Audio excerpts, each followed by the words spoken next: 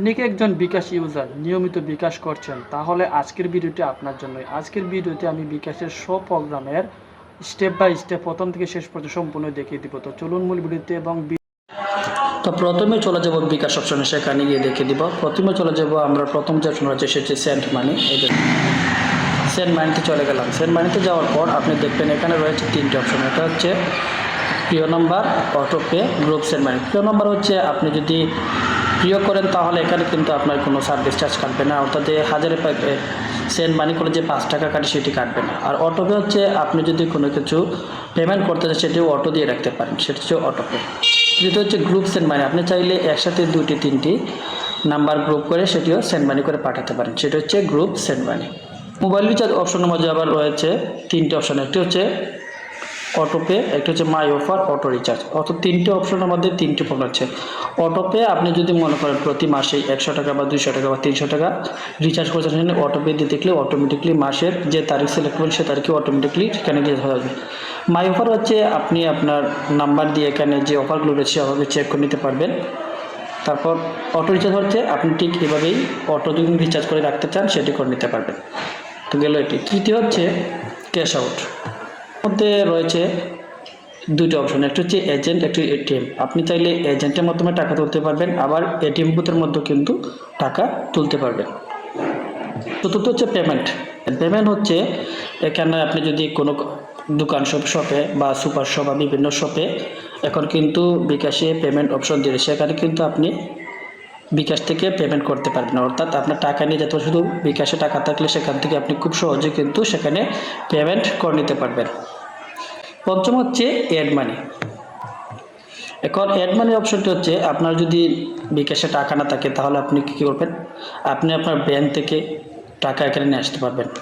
এখানে দেখছেন বিভিন্ন ব্যাংক রয়েছে, সেই ব্যাংক থেকে কিন্তু ব্যাংকে টাকা থাকলে আপনি এখানে ব্যাংকের আপনার বিকাশের সাথে ব্যাংকের অ্যাকাউন্টটি সেট আপ করে নিয়ে আপনি আপনার ব্যাংক থেকে বিকাশে টাকা নিয়ে আসতে পারবেন।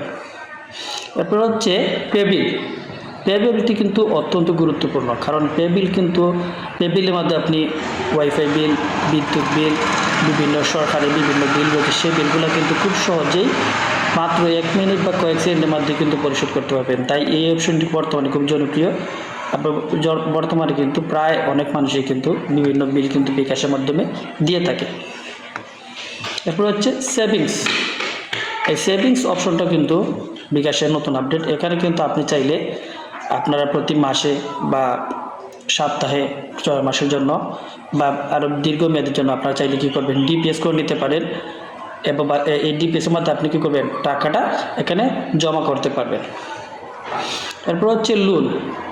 তো লোন অপশনটি কিন্তু সবার জন্য প্রযোজ্য নয়। যারা বিকাশের নিয়মিত গ্রাহক বা ডায়মন্ড স্টার গ্রাহক যারা আছে, ভালো গ্রাহক আছে, লেনদেন বেশি করে, তাদের জন্য এই অপশনটি। এই অপশনের মাধ্যমে কিন্তু আপনি চাইলে খুব সহজে কিন্তু সিটি ব্যাংকের মাধ্যমে কিন্তু লোন নিতে পারবেন। যদি আপনি লোন প্রাপ্য হন তাহলে এখান থেকে 3 মাস মেয়াদি লোন নিতে পারবেন এটি, এবং খুব সহজে নিতে পারবেন, কোনো ঝামেলা লাগবে না, সহজেই নিতে পারবেন। এরপর অপশন হচ্ছে ইন্স্যুরেন্স। তো ইন্স্যুরেন্স হচ্ছে আপনাদের বিমা যেগুলো আছে এগুলো কিন্তু বিকাশের মাধ্যমে আপনি কিন্তু এখানে ইন্স্যুরেন্স করতে পারবেন, এবং ইন্স্যুরেন্সের টাকাও কিন্তু বিকাশের মাধ্যমে পেমেন্ট করতে পারবেন। এরপরে হচ্ছে বিকাশ টু ব্যাংক। আপনি চাইলে কী করবেন, আপনার বিকাশ থেকে ব্যাংকে কিন্তু টাকা পাঠাতে পারবেন, এবং এর জন্য কিন্তু আপনার 1010 টাকা করে কাটবে। অগ্রণী ব্যাংকে, অন্যান্য ব্যাংকে কিন্তু 10 টাকার উপরে কাটবে। তো এর চেয়ে নতুন একটি অপশন, ভালো অপশন নিচে রয়েছে এনপিএসবি অপশন। এই এনপিএসবি অপশনের মাধ্যমে কিন্তু বর্তমানে ব্যাংকে টাকা পাঠানো যায়। এতে কিন্তু 8 টাকা 50 পয়সা করে কাটে এডুকেশন ফি। এডুকেশন ফির মাধ্যমে আপনি বিভিন্ন শিক্ষা প্রতিষ্ঠানের যে ফিগুলো রয়েছে, প্রাতিষ্ঠানিক ফি, সেগুলো কিন্তু এখান থেকে আপনি খুব সহজেই কিন্তু আপনার মাত্র 1 মিনিটের মধ্যে বা দিতে পারবেন। তারপর হচ্ছে ডোনেশন। ডোনেশনের মাধ্যমে, ডোনেশন অপশনের মাধ্যমে আপনারা চাইলে কিন্তু কোন প্রকার কাউকে টাকা ডোনেশন করতে চান বা এগুলো কিন্তু ডোনেশন করতে পারবেন। টুল ফি। বর্তমানে যে রাস্তাঘাটের যে টুল রয়েছে সেই টুলের টাকাও কিন্তু আপনি বিকাশের মাধ্যমে দিতে পারবেন। এটা হচ্ছে রিকোয়েস্ট মানি। রিকোয়েস্ট মানির মাধ্যমে আপনি কিন্তু ওই কাউকে টাকা দিতে পারবেন। এরপরে হচ্ছে রেমিটেন্স। রেমিটেন্সের মাধ্যমে আপনি বিদেশ থেকে রেমিটেন্সের মধ্যে বিকাশে টাকা আনতে পারবেন, এবং সে টাকা খুব সহজে কিন্তু তুলতে পারবেন। দেখেন এখানের মধ্যে অর্থগুলো যে মাই অফার, আপনার বিকাশের প্রতি মাসের যে মাই অফারগুলো আছে সেটি কিন্তু এখানে জমা হয়। খুব সহজে কিন্তু আপনি এখানে ঢুকে আপনার অফারগুলো দেখে নিতে পারেন।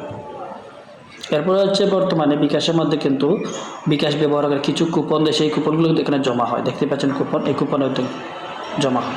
তারপর আরেকটা অপশন রয়েছে রিওয়ার্ডস, অর্থাৎ আপনি বিকাশ ব্যবহার করলে কিন্তু পয়েন্ট দেয়, সেই পয়েন্টগুলো কিন্তু এখানে জমা হয় এবং পয়েন্ট ব্যবহার করে কিন্তু আপনি ব্যবহার কিন্তু মনে করেন আপনার। তারপরে অন্যান্য আরও অনেক অফার রয়েছে, যেমন দেখতে পাচ্ছেন অন্যান্য offer ticket, travels, recharge plan, গ্রামীণ ফোন, এনসিএসবি সাবস্ক্রিপশন, অর্থাৎ অনেকেই কিন্তু বর্তমানে টিভিতে বিভিন্ন সাবস্ক্রাইব করেন, সাবস্ক্রিপশন, সেই সাবস্ক্রিপশন কিন্তু এখান থেকে করতে পারবেন।